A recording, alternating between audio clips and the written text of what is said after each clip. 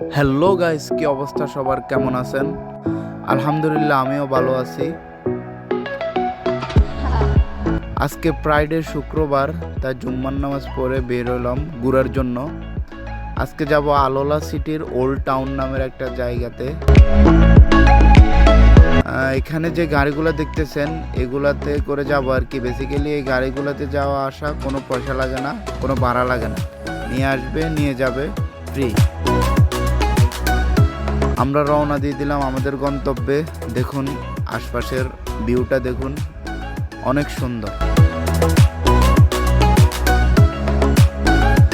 আমাদের সাথে অনেক ভাই ব্রাদার আছে, সবাই মিলে রওনা দিলাম ওল্ড টাউনের উদ্দেশ্যে।